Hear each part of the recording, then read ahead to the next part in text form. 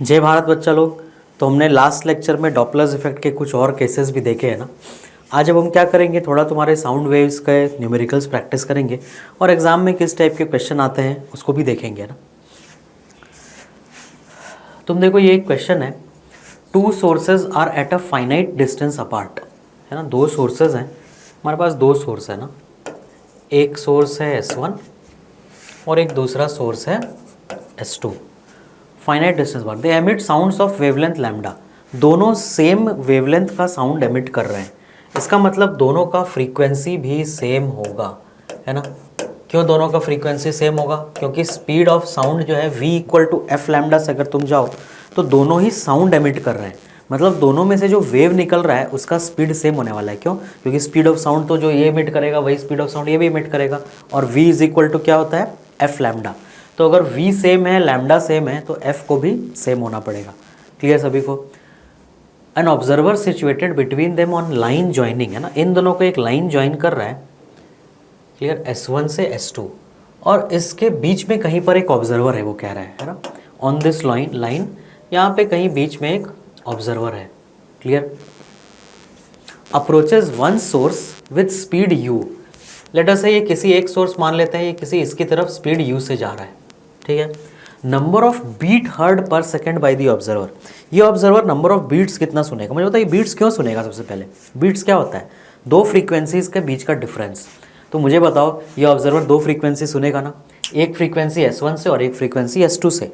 तो ये दोनों फ्रीक्वेंसी कैलकुलेट करो, दोनों को माइनस कर दो, तुम्हारा आंसर आ जाएगा। क्लियर सभी को? तो कैसे हम लोग इसको कैलकुलेट करेंगे, ध्यान से देखो, है ना।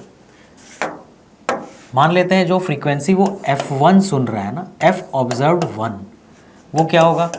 वो सम रेशियो ऑफ F होगा, जो उसने 1 से सुना है ना, सोर्स 1 से। तो ये क्या होगा? ऊपर स्पीड ऑफ साउंड, नीचे स्पीड ऑफ साउंड, ठीक है। ऑब्जर्वर क्या कर रहा है? सोर्स की तरफ आ रहा है, तो इसीलिए v प्लस यू। इतनी फ्रीक्वेंसी वो सुन रहा है, कब? जब S1 से, है ना। अब जो S2 से वो फ्रीक्वेंसी सुनेगा ना, फ्रीक्वेंसी ऑब्जर्व फ्रॉम S2, तो फ्रीक्वेंसी ऑब्जर्व 2 उसको मैं कह रहा हूँ, तो वो भी क्या होगा? सम फ्रैक्शन ऑफ f, ऊपर v नीचे v। अब इसमें क्या हो रहा है? देखो यहाँ पे भी सोर्स का टर्म नहीं आया। अब ये एक्सप्रेशन मैंने किससे लिखा? S1 और O से, है ना। ये एक्सप्रेशन लिखा है मैंने S1 और O को कंसिडर किया है। जब मैं ये एक्सप्रेशन लिखूंगा तो मैं किसको कंसिडर करूंगा? S2 और O, है ना। ये एक्सप्रेशन में सोर्स S1 है, इस इक्वेशन में सोर्स S1 है, ऑब्जर्वर O है। इस इक्वेशन में सोर्स S2 है और ऑब्जर्वर O है। क्लियर? अब ये ऑब्जर्वर क्या कर रहा है? ये सोर्स से दूर भाग रहा है, तो मुझे क्या करना पड़ेगा? यहाँ पे प्लस यू करना पड़ेगा, नहीं सॉरी, ऑब्जर्वर के में टर्म करना है, दूर भाग रहा है तो ऊपर माइनस यू, है ना, क्योंकि यू ऑब्जर्वर की स्पीड है, वो ऑब्जर्वर की जगह पे आएगा। तो ये दोनों फ्रीक्वेंसी हो गए ना जो उसे सुनाई दे रहे हैं, बस दोनों को माइनस कर दो। क्लियर? तो मैं माइनस करता हूँ दोनों को, तो वैल्यू क्या आएगी? तुम ध्यान से देखो, एफ तो तुम्हारा कॉमन आ जाएगा, है ना, एफ कॉमन हो जाएगा, और एक्सप्रेशन आएगा एफ बाई वी कॉमन हो जाएगा ना, एक्सप्रेशन आएगा v प्लस यू माइनस, और इसको मैं माइनस करूँगा तो माइनस v प्लस यू हो जाएगा ये। क्लियर? तो यहाँ पे तुम्हारा ये v और v दोनों क्या हो जा रहे हैं? कैंसिल हो जा रहे हैं। तो आंसर क्या आ रहा है? आंसर आ रहा है 2uf by we, 2uf by we. अब ध्यान से देखो, इस f बाई वी को मैं क्या लिख सकता हूँ? 1 बाई लैम्डा, है ना। v equal to F lambda होता है, तो f बाई वी क्या हो जाएगा? 1 बाई लैम्डा। तो आंसर कितना हो जाएगा? 2u by lambda. इतने बीट्स इस भाई को सुनाई देंगे। सोर्स 1 से इतनी फ्रीक्वेंसी सुनाई देगी, सोर्स 2 से इतनी फ्रीक्वेंसी सुनाई देगी, तो नंबर ऑफ बीट्स दोनों का सब्ट्रैक्शन। क्लियर सभी को? नेक्स्ट आ जाओ। A cylindrical resonance tube open at both ends, है ना। एक ट्यूब है हमारा जो ओपन एट बोथ एंड्स है, ठीक है। ये कुछ गड़बड़ हो गया, हाँ, ये ओपन एट बोथ एंड्स, ठीक है। वो क्या कह रहा है कि तुमने, इसका फंडामेंटल फ्रीक्वेंसी f है, ठीक है। ओपन एट बोथ एंड्स का फंडामेंटल फ्रीक्वेंसी f है। इसका मतलब क्या? इसका मतलब कि f इज इक्वल टू, है ना, इसका मतलब f is equal to v by 12, है ना, ओपन का फंडामेंटल। अगर इसमें से आधा लेंथ हमने पानी में डुबा दिया, ओके, मतलब ये वर्टिकल होगा ना, तो पानी में ऐसे डिप्ट वर्टिकली कह रहा है, तो कोई नहीं, हम इसको आधा पानी में वर्टिकली डुबाते हैं। अगर मैंने इसमें से आधा पानी में वर्टिकली डुबा दिया है ना, लेट अस से पूरा पानी में डुबो दिया मैंने इसे, नीचे कहीं पानी होगा और मैंने इसको पानी में डुबा दिया। कितना लेंथ पानी में डुबाया मैंने? आधा। तो अब मुझे बताओ, अगर मैंने इसका आधा लेंथ पानी में डुबा दिया है तो अगर ये ऊपर वाले का लेंथ L था और ये L लेंथ का क्या है? ओपन ऑर्गन पाइप, तो ये एक L/2 लेंथ का क्लोज्ड ऑर्गन पाइप हो जाएगा ना, क्योंकि इधर क्लोज्ड ऊपर ओपन है ना। तो अगर अब इसका फंडामेंटल फ्रीक्वेंसी कितना होगा वो तुमसे पूछ रहा है ना। तो ये देखो, ये इसका फंडामेंटल है और ये कितना होता है? ये V/4L होता है ना। इसका फंडामेंटल फ्रीक्वेंसी मैं F डैश बोल रहा हूँ, V/4L। L क्या है? लेंथ ऑफ ऑर्गन पाइप, और इस ऑर्गन पाइप का लेंथ कितना है? L/2 है। तो V/4L/2 मतलब ये कितना आ जाएगा? V/2L आ जाएगा। तो मुझे बताओ F के टर्म्स में आंसर कितना होगा? ये F भी V/2L था और F डैश भी V/2L आया। इसका मतलब F डैश ही क्या है? वो F के ही इक्वल आ गया है ना। F/F डैश 1 आ जाएगा ना अगर तुम दोनों को डिवाइड कर दोगे तो। क्लियर? तो इसका मतलब F इज इक्वल टू क्या आ गया? F dash. तो ये मेरा आंसर हो गया। क्लियर सभी को ये? Next, 2 nearest harmonics of a tube closed eight one and. अब तुम देखो ये क्वेश्चंस, ये 2007 में नीट में क्वेश्चन पूछा, 2017 में पूछा हुआ है। इसके पहले वाले देखो, मैंने दोनों क्वेश्चन जो तुम्हें कराए, एक 1997 का और एक 2000 का है, क्योंकि जो थोड़े अच्छे क्वेश्चन है ना वो पहले ही आते थे, बट अभी रिसेंटली जो क्वेश्चन आए वो बिल्कुल मैंने जो तुम्हें क्लास में कराया वैसे ही है। तो मैं ये तुम्हें नहीं भी कराऊंगा, तुमसे सॉल्व हो जाएगा, बट जस्ट हम देखते हैं क्या। 2 nearest harmonics of a tube closed eight one and and open at other and, मतलब ये क्लोज्ड ऑर्गन पाइप की बात कर रहा है, एक तरफ से बंद दूसरी तरफ से खुला। 220 एंड 260 हर्ट्ज है, तो इसकी फंडामेंटल फ्रीक्वेंसी कितनी होगी? तो मैं बताऊँ मैं इस क्वेश्चन को कैसे सॉल्व करूँगा। 220 और 260 सोचते ही ना मैं सबसे पहले क्या सोचूंगा कि दोनों के बीच में 40 का डिफरेंस है। दोनों के बीच में कितने का डिफरेंस है? 40 का। तो हो सकता है फंडामेंटल फ्रीक्वेंसी 40 होगा और इसके जस्ट बाद वाला ये है। तो मैं ये देखूंगा क्या ये 40 का मल्टीपल है? ये तो है ही नहीं, क्योंकि फ्रीक्वेंसीज कैसी होनी चाहिए फिर? अगर फंडामेंटल फ्रीक्वेंसी 40 है तो 40 फिर 80 फिर 120 फिर 160 200 200 का 240 आता ना, ये तो आता ही नहीं। इसका मतलब 40 करेक्ट आंसर नहीं है।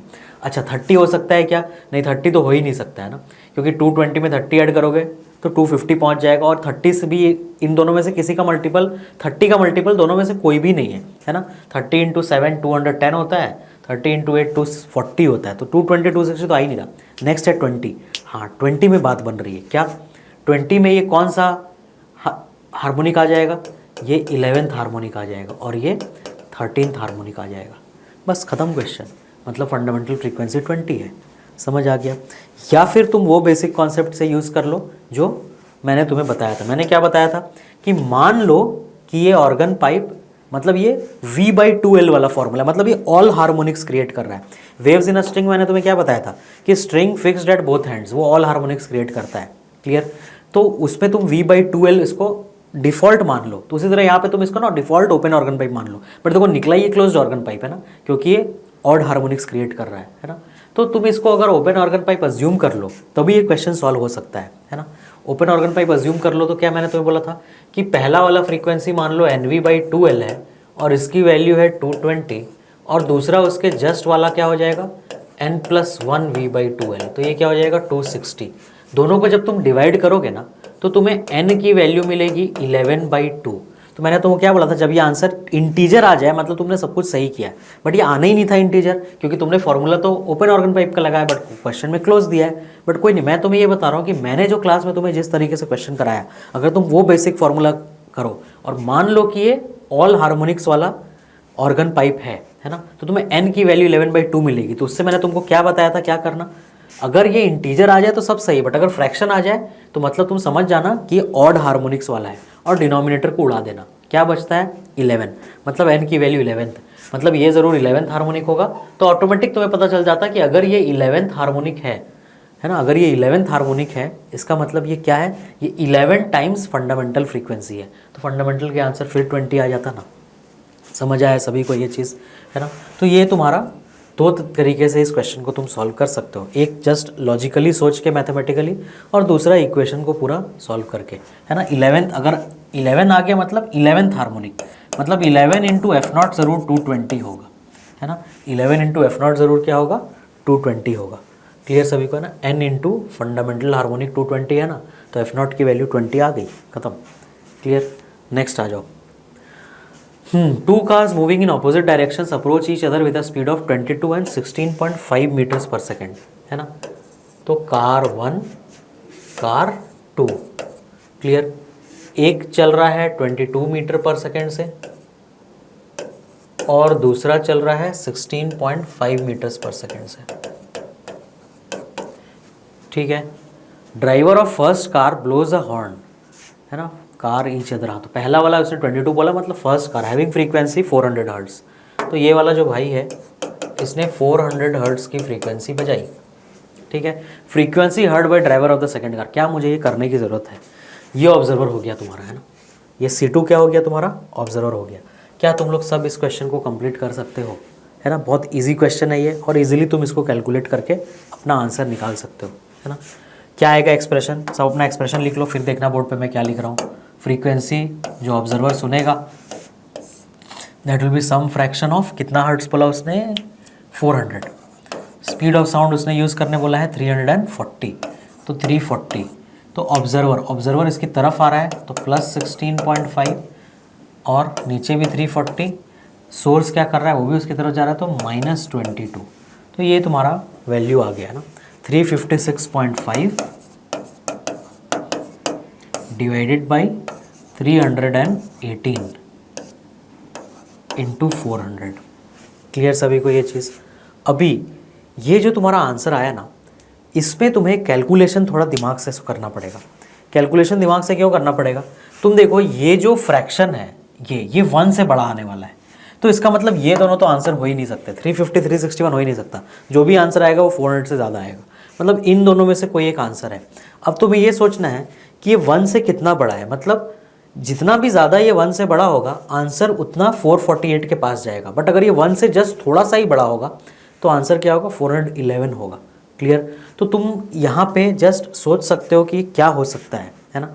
तुम किसी एक पर्टिकुलर नंबर से इसे डिवाइड करके देख सकते हो, है ना, कि अप्रॉक्सीमेटली कितना आएगा। अगर तुम 30 से को डिवाइड कर दो तो नीचे तुम्हारा 10.5 के आसपास आ जाएगा और ऊपर 12। तो 12 डिवाइड बाई 10.5 फिर कितना होगा वो तुम सोच सकते हो ना, कि वो 1.1 के अप्रॉक्स होगा। तो 400 को अगर मैं 1.1 से मल्टीप्लाई करता हूँ तो आंसर 440 होता है ना। 400 को मैं 1.1 से करूँगा तो 440 हो जाएगा ना, तो आंसर दैट मीन्स 448 है। तुम्हें एग्जैक्ट कैलकुलेट करने की ज़रूरत नहीं है। तुम अगर एक डेसिमल प्लेस भी यहाँ पे निकाल पाओ कि 1.1 आ गया तो तुम तुरंत फिर क्या कर सकते हो? हाँ, 1.1 इंटू 4 क्या होता है? 4.4। तो 1.4 इंटू 400 440 होगा। That means 448 is the correct answer. समझ आ गई बात? नेक्स्ट, ये सब तुम तभी कर पाओगे अगर तुम अपने कैलकुलेटर को घर पे छुपा के रखते हो। तो घर पे हर कैलकुलेशन कैलकुलेटर से करोगे तो ये सब नहीं कर पाओगे।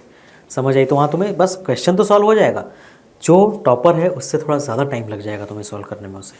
समझ आई बात? और टॉपर अपना कैलकुलेटर छुपा करके रखते हैं। समझ आया? Next, a siren emitting a sound of frequency. एक छुपा के मतलब एग्जाम में छुपा के नहीं ले जाते, घर पे छुपा के रखते हैं, समझे? यूज़ नहीं करते उसे।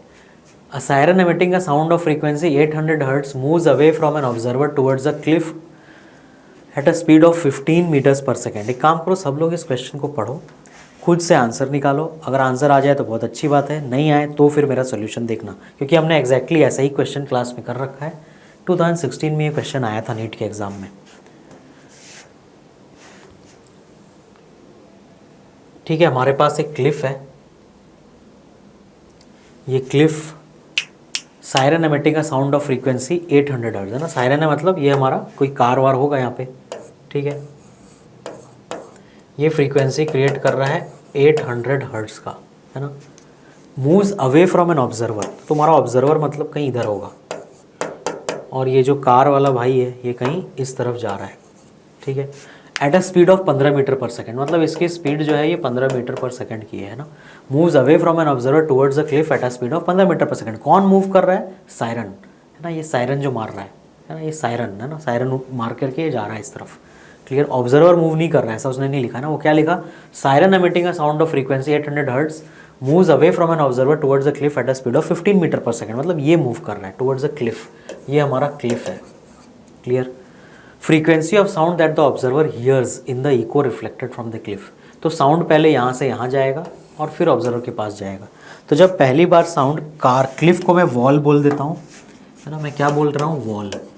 तो फर्स्ट जब साउंड कार से वॉल की तरफ गया, है ना, तो क्या इक्वेशन बनेगा, फ्रीक्वेंसी जो ऑब्जर्व करेगा वॉल, है ना, ये कार से वॉल, तो सम फ्रैक्शन ऑफ 800, ठीक है।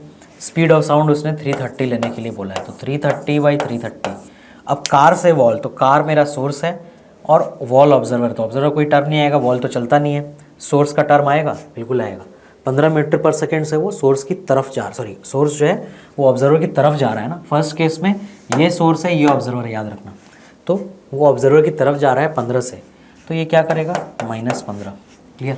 तो ये वो फ्रीक्वेंसी है जो दीवार को सुनाई देगी और यही दीवार से वापस भी आएगी। तो ये वैल्यू कितनी हो गई, 330/315, है ना, 330/315 इंटू 800। अब मेरे को बताओ क्या हम इसको और सॉल्व कर सकते हैं? काम करते हैं, इसको ऐसे ही छोड़ते हैं अभी, है ना। अब सेकेंड केस, जब वॉल से बॉय के पास आया, ठीक है, तो अब कौन है, वॉल सोर्स है, बॉय ऑब्जर्वर है। क्लियर। तो फ्रीक्वेंसी ऑब्जर्व्ड क्या हो जाएगा, सम रेशियो ऑफ दिस, क्योंकि रिटर्न ये आ रहा है वहाँ से ना, तो ये कितना है, 330/315 इंटू 800। क्लियर। और इधर 330 ऊपर, 330 नीचे। अब बोलो ऑब्जर्वर कौन है इस बार, बॉय। बॉय कहीं नहीं जा रहा, उतना ही सुनेगा। दीवार सोर्स है, वो भी कहीं नहीं जा रहा, तो कुछ भी नहीं, तो ये दोनों चले गए तुम्हारे ना, कैंसिल हो गए। क्योंकि इस केस में वॉल सोर्स है, बॉय ऑब्जर्वर है, तो सोर्स ऑब्जर्वर दोनों मूव नहीं कर रहा है ना, मूव तो सिर्फ वही कर रहा था, तो तुम्हें सेम वही फ्रीक्वेंसी सुनाई देगी। अब ये 15 से शायद कैंसिल हो जाएगा ना, कितना टाइम जाएगा 15 से, 22 टाइम्स ये चला जाएगा और 21 टाइम्स ये। क्लियर। तो 22/21 इंटू 800। तो फिर से तुम देखो तुम्हारा आंसर इन दोनों में से कोई एक है, ये तुम्हें समझ आ रहा है ना। 22/21 इंटू 800 अगर तुम करोगे, यहाँ तुम्हें थोड़ा सा कैलकुलेशन करना पड़ेगा, और वो कैलकुलेट करके तुम पता कर सकते हो कि आंसर 838 आने वाला है या 885 आने वाला है। क्लियर। तो 22/21 बोलो, 800 इंटू 1.1 करते हैं ना, तो 880 आ जाता है। बट क्या 22/21 1.1 आएगा क्या, या फिर उससे कम आएगा, है ना। मेरे ख्याल से मैं अपने माइंड में कैलकुलेट कर सकता हूँ, ये 1.1 नहीं आएगा, ये उससे कम आएगा, है ना। तो आंसर इज़ 838। मुझे इससे ज़्यादा करने की ज़रूरत नहीं है इसको सॉल्व करने के लिए। तो 1.1 से कम आने वाला है वो, क्योंकि 22/21 करोगे तो तुम डिवाइड करोगे ना, तो पहली बार में रिमाइंडर 1 बचेगा, है ना। तो तुम 00 लगाओगे, उसके बाद डिवाइड हो पाएगा। करके देखना, तुम्हें मेरी बात समझ आ जाएगी कैसे मैं 838 बोल रहा हूँ। इसके लिए तुम्हें क्या करना पड़ेगा, कैलकुलेटर छुपा के रखना पड़ेगा। क्लियर। तो हमने यह जहाँ तक जितने भी क्वेश्चन किए हैं ना, ये सब उस टाइप के क्वेश्चन जो एग्ज़ाम में आते हैं तुम्हारे मोस्टली। ठीक है। अब हम थोड़ा सा एक एडवांस लेवल का क्वेश्चन करेंगे, जो मैंने तुम्हें पहले भी बताया था, बट कॉन्सेप्ट उसका बिल्कुल बेसिक ही, एग्ज़ाम में ज़्यादा आता नहीं है, बट ये इंटेंसिटी रिलेटेड क्वेश्चन है। ठीक है। और इस टाइप के क्वेश्चन जेईई में ज़्यादा इंपॉर्टेंट होते हैं, बट तुम्हें path difference, intensity, maxima, minima, इसकी भावनाओं को अच्छे से समझने के लिए ऐसा क्वेश्चन करना ज़रूरी है। और इंटेंसिटी, मैक्सिमा, मिनिमा से क्वेश्चन आना ही आना है। इस टाइप का आएगा नीट में, ये श्योर नहीं है, बट इस टाइप का क्वेश्चन जेईई में आता है। क्लियर सभी को। तो ये कभी भी किसी भी एग्जाम में पूछा जा सकता है। क्वेश्चन क्या है, ध्यान से देखो। तुम्हारे पास दो सोर्स होता है उस केस में, S1 और एक दूसरा सोर्स होता है S2। क्लियर। लेट अस से ये दोनों को एक लाइन ज्वाइन कर रहा है ना, S1 से लेकर के S2। अब मेरे पास एक ऑब्जर्वर है ना, या डिटेक्टर है। डिटेक्टर ऑब्जर्वर एक ही बात है।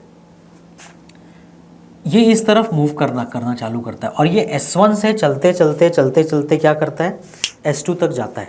ठीक है। S1 S2 दोनों सोर्स हैं, इसका मतलब क्या है, दोनों से साउंड निकल रहा होगा, है ना। कोई सा भी वेव निकल सकता है। हम साउंड चैप्टर पढ़ रहे हैं तो मैं साउंड की बात कर रहा हूँ। लाइट वेव भी निकलेगा, क्वेश्चन ऐसे ही सॉल्व होगा, है ना, क्योंकि इंटेंसिटी के फॉर्मूले सब में सेम होते हैं। दोनों से साउंड निकल रहा है।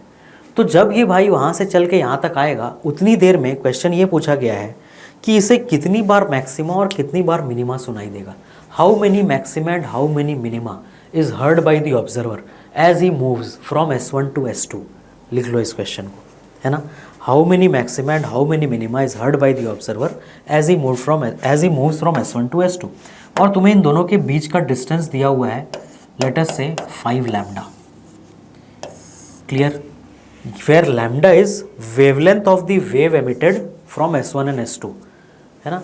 ये लैम्डा वेवलेंथ है, जो S1 और S2 से जो साउंड निकल रहा है उसका वेवलेंथ लैम्डा है, और S1 और S2 के बीच की दूरी 5 लैम्डा है। ये क्वेश्चन में दिया हुआ है ना, मतलब जितना भी वेवलेंथ दोनों से निकल रहा है उसका 5 टाइम्स दोनों के बीच का दूरी है, क्लियर। अब ये क्वेश्चन कैसे सॉल्व होता है तुम ध्यान से देखो, मुझे बताओ मैक्सिमा सुनाई देगा कि मिनिमा सुनाई देगा, ये किस पे डिपेंड करता है, डेल्टा एक्स, पाथ डिफरेंस, है ना। तो डेल्टा एक्स जब n लैम्डा होता है, where n is equal to 0, 1, 2 and so on, है ना, तो हमें मैक्सिमा सुनाई देता है। तो हम क्या करेंगे, हम इसमें ना एक डेल्टा एक्स का लाइन बनाएंगे, है ना, या ग्राफ टाइप का बनाएंगे। मैं डेल्टा एक्स को ड्रॉ कर रहा हूँ, ध्यान से देखना है ना बहुत, डेल्टा एक्स ड्रॉ कर रहा हूँ मैं, ठीक है। मतलब ये जो मैं ड्रॉ कर रहा हूँ ये S1 है पॉइंट, तो जब ऑब्जर्वर S1 पे है तो यहाँ डेल्टा एक्स कितना है वो मैं ड्रॉ करूँगा, और जब मैं S2 पे पहुँच जाऊँगा, है ना, तो अलग अलग पूरे यहाँ से लेके यहाँ पे हर पॉइंट पे ना मैं डेल्टा एक्स प्लॉट करूँगा। तो जहाँ पे डेल्टा एक्स की वैल्यू, जहाँ पे डेल्टा एक्स की वैल्यू n लैम्डा के इक्वल आएगी, मतलब 0, 1 लैम्डा, 2 लैम्डा, 3 लैम्डा, 4 लैम्डा, वहाँ क्या बनने वाला है, वहाँ मैक्सिमा बनने वाला है, और हर दो मैक्सिमा के बीच में क्या होगा, मिनिमा होगा, है ना। तो उस कॉन्सेप्ट को यूज़ करते हुए मैं इस क्वेश्चन को सॉल्व करूँगा। तुम मुझे बताओ जब ऑब्जर्वर S1 पे है तो S1 से निकला हुआ सोर्स, है ना, एट S1, मैं बिल्कुल तुम्हें स्टेप वाइज बताता हूँ, फिर नेक्स्ट क्वेश्चन तुम खुद ही कर लोगे। एट S1 बोलो वेव 1 ने कितना डिस्टेंस ट्रैवल कर रखा है, x1 में क्या बोल रहा हूँ, वो डिस्टेंस जो वेव 1 ने ट्रैवल किया। वेव 1 कौन सा वेव है, जो सोर्स S1 से निकला है। तो मुझे बताओ जब ऑब्जर्वर यहाँ है तो वेव 1 को कितना डिस्टेंस ट्रैवल करके ऑब्जर्वर तक पहुँचना पड़ रहा है, कुछ भी नहीं, 0, है ना, क्योंकि ऑब्जर्वर वहीं पर है। एट S2, है ना, एट S1 है, तो x1 की वैल्यू 0 है, और x2 की वैल्यू कितनी है, x2 क्या है, x2 वो डिस्टेंस है जो वेव ने ट्रैवल किया है फ्रॉम सोर्स टू ऑब्जर्वर, समझ आया। x2 distance travelled by the wave है फ्रॉम सोर्स टू ऑब्जर्वर। तो मुझे बताओ वो कितना है, वो 5 लैम्डा है। तो मुझे बताओ एट S1 डेल्टा x की वैल्यू क्या हो जाएगी, 5 लैम्डा हो जाएगी। तो यहाँ पे तुम डेल्टा x प्लॉट करो, 5 लैम्डा, क्लियर। डेल्टा x की वैल्यू यहाँ पे कितनी हो रही है, 5 लैम्डा, समझ आया। सिमिलरली जब ये S2 पे पहुँच जाएगा भाई, तब क्या होगा, मुझे बताओ x1 की वैल्यू अब 5 लैम्डा हो जाएगी ना। मतलब जब ये भाई S2 पे पहुंच जाएगा, चलते यहाँ से यहाँ, तो S1 वाले वेव को कितना डिस्टेंस ट्रैवल करके पहुंचना पड़ रहा है उसके पास, 5 लैम्डा, और दूसरे वाले वेव को कितना, 0, क्यों, क्योंकि वो वहीं पहुंच गया ना S2 पे, क्लियर। तो फिर से डेल्टा एक्स कितना हो जाएगा यहाँ पे, 5 लैम्डा। समझ आया सभी को, ये दोनों पॉइंट बिल्कुल क्लियर। डेल्टा एक्स प्लॉट कर रहा हूँ मैं, डेल्टा एक्स, है ना, तो यहाँ पे भी डेल्टा एक्स करोगे तो 5 लैम्डा माइनस 0 फिर से 5 लैम्डा ही आएगा ना। मतलब जब हमारा भाई S1 पे खड़ा है तो उसे डेल्टा एक्स 5 लैम्डा मिल रहा है, जब हमारा भाई पहुँच गया S2 पे तो फिर से उसे डेल्टा एक्स 5 लैम्डा मिल रहा है, बट बीच में ये और भी तो ट्रैवल किया है। मुझे बताओ जब ये बिल्कुल सेंटर पे होगा, बिल्कुल सेंटर पे दोनों के, है ना, एट सेंटर, ठीक है, मैं यहाँ पे इधर ही लिखता हूँ, चलो, एट सेंटर, तो x1 कितना होगा, है ना, सेंटर पे x1 कितना होगा, 2.5 लैम्डा, और x2 कितना होगा, 2.5 लैम्डा। तो इसका मतलब डेल्टा x कितना आने वाला है, 0। मतलब एग्जैक्टली सेंटर पे, है ना, अगर मैं इस पॉइंट को C बोल दूँ, है ना, सेंटर वाले पॉइंट को, लेटर से मैं सेंटर वाले पॉइंट को बोल रहा हूँ C, तो सेंटर पे डेल्टा x की वैल्यू कितनी होगी, 0। बस अब सेंटर पे 0 है, उसको तुम्हें कैलकुलेट करके मुझे दिखाने की ज़रूरत नहीं थी, बट जस्ट मैंने एक बार के लिए कैलकुलेशन किया। सबको पता है कि अगर दोनों तरफ से डिस्टेंस सेम होना है तो डेल्टा एक्स 0 ही आएगा। अब मुझे बताओ अगर यहाँ पे अब सिर्फ S1 से C देखो, अगर यहाँ पे डेल्टा एक्स 5 लैम्डा था और यहाँ चलते चलते 0 हो गया, तो बीच में कहीं 4 लैम्डा, कहीं 3 लैम्डा, कहीं 2 लैम्डा और कहीं 1 लैम्डा भी हुआ होगा ना, तभी तो यहाँ पे 0 आया। जैसे मान लो अगर ये यहाँ पे होता, ठीक है, लेट अस से ये इस पॉइंट पे पहुंचा है सच दैट ये सेंटर से 1 लैम्डा दूर है, तो इसने इधर 4 लैम्डा ट्रैवल किया है वेव ने, है ना। अगर ये यहाँ पे 1 लैम्डा दूर होता तो इधर से कुछ डिस्टेंस होता और इधर से भी कुछ डिस्टेंस होता, दोनों को माइनस करते कुछ तो वैल्यू आता, बट वो कुछ कितना होता हमें सोचने की ज़रूरत नहीं है। मुझे पता है यहाँ पे डेल्टा एक्स 5 लैम्डा है, यहाँ 0 है, तो 5 लैम्डा से 0 जब गया होगा डेल्टा एक्स, तो पहले 4 लैम्डा हुआ होगा कहीं पे, फिर कहीं 3 लैम्डा हुआ होगा। तुम उन पॉइंट्स को ऐसे ही मार्क कर दो कि ये कहीं पे 4 लैम्डा हुआ होगा, कहीं पे 3 लैम्डा हुआ होगा, कहीं पे 2 लैम्डा हुआ होगा, और कहीं पे 1 लैम्डा हुआ होगा, और फिर 0 हुआ होगा। और फिर जब इधर से 0 से 5 हुआ होगा तो एक बार में तो नहीं हुआ होगा, फिर 1 लैम्डा, फिर 2 लैम्डा, फिर 3 लैम्डा, तो फिर कहीं यहाँ पे 1 लैम्डा हुआ होगा, फिर कहीं यहाँ पे 2 लैम्डा हुआ होगा, फिर 3 लैम्डा हुआ होगा, फिर 4 लैम्डा हुआ होगा, तब तो 5 लैम्डा हुआ होगा। समझ आया? और क्या तुम सारे मैक्सिमा आप काउंट कर सकते हो? कितने मैक्सिमा है? 1 2 3 4 5 6 7 8 9 10 11, टोटल 11 मैक्सिमा आए यहाँ पे। और मिनिमा कितना आएंगे?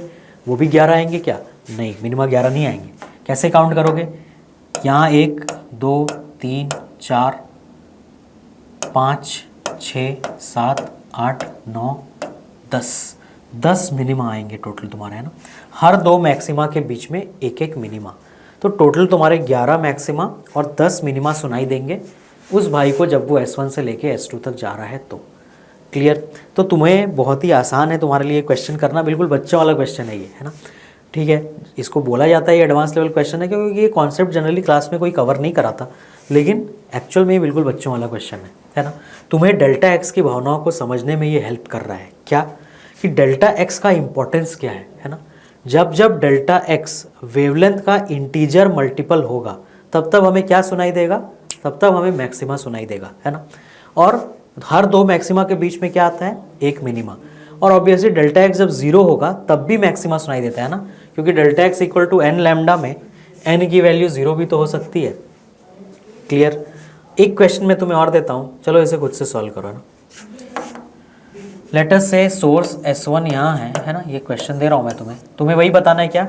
Number of maxima and minima. ठीक है, सोर्स S1 है और एक दूसरा सोर्स S2 है। लेट अस से इन दोनों के बीच की दूरी हमारी 4 लैम्डा है। ठीक है, ये जो दूरी है दोनों के बीच की कितनी है? 4 लैम्डा। तुम्हें बताना है जब तक में हमारा ऑब्जर्वर S1 से S2 तक चल के जाता है उसे कितने मैक्सिमा और कितने मिनिमा सुनाई देंगे। क्लियर? स्क्रीन पॉज करो, ट्राई करो। चलो आ जाओ, है ना। आई थिंक सभी से ये क्वेश्चन सॉल्व हो गया होगा, सिर्फ उन्हीं से नहीं हुआ होगा जिन्होंने पिछले बार जो मैं सॉल्व करा था उसे ध्यान से अगर नहीं सुना। मैं क्या कर रहा हूँ? मैं डेल्टा एक्स प्लॉट कर रहा हूँ। यहाँ पे सोर्स 1 है, यहाँ पे सोर्स 2 है, और बीच में कहीं पे सेंटर भी होगा। तो मुझे पता है यहाँ पे डेल्टा एक्स 4 लैम्डा होने वाला है, यहाँ भी 4 लैम्डा होने वाला है, और सेंटर पे क्या होने वाला है? 0। ठीक है, तो यहाँ कहीं पे 3 लैम्डा हुआ होगा, कहीं 2 लैम्डा हुआ होगा, कहीं 1 लैम्डा हुआ होगा, और फिर इधर भी 1 लैम्डा हुआ होगा, 2 लैम्डा हुआ होगा और 3 लैम्डा हुआ होगा। और हर सब के बीच में एक एक मिनिमम, पहले मैक्सिमा गिन लेते हैं। 1 2 3 4 5 6 7 8 9, है ना। 1 2 3 4 5 6 7 8 9, तो टोटल 9 मैक्सिमा है ना। मिनिमा कितने हैं? 1 2 3 4 5 6 7 8 मिनिमा है। क्लियर सभी को ये चीज़? तो 9 मैक्सिमा एंड 8 मिनिमा, कोई डाउट किसी को भी नहीं? ठीक है, आ जाओ एक क्वेश्चन और करो मेरे लिए।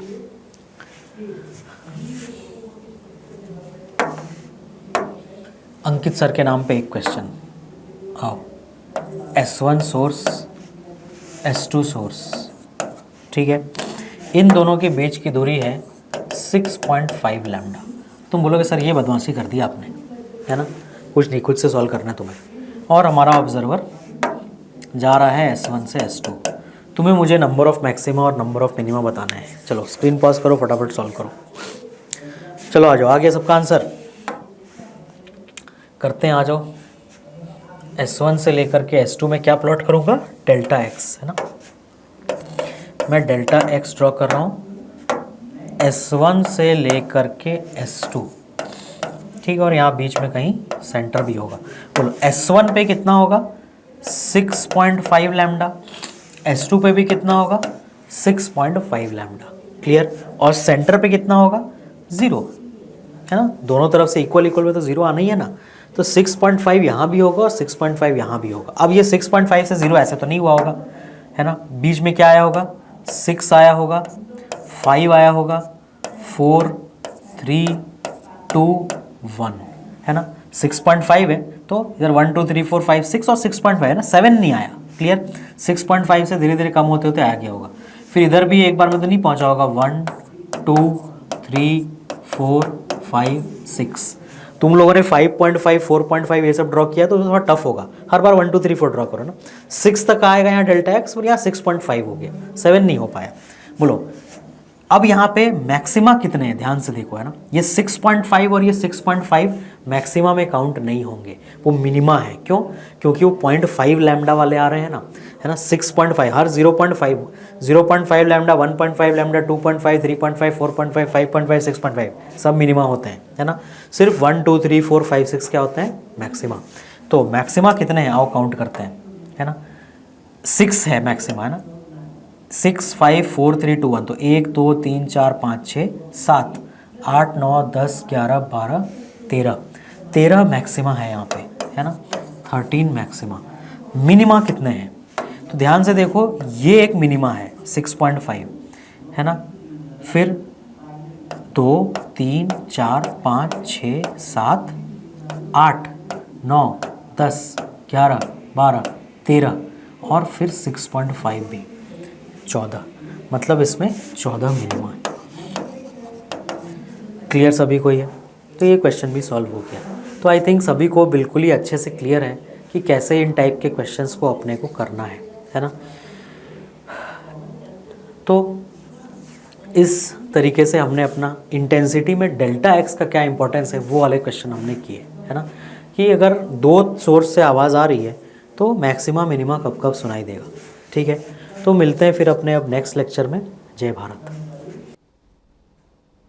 और शानदार लेक्चर्स के लिए आप हमारे चैनल को यूट्यूब पे सब्सक्राइब कर सकते हैं, गूगल प्ले से डाउनलोड कर सकते हैं, या फिर हमारा वेबसाइट advaitachievers.com पे विजिट कर सकते हैं।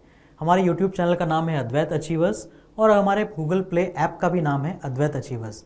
विद्यार्थी देवो भव। जय भारत।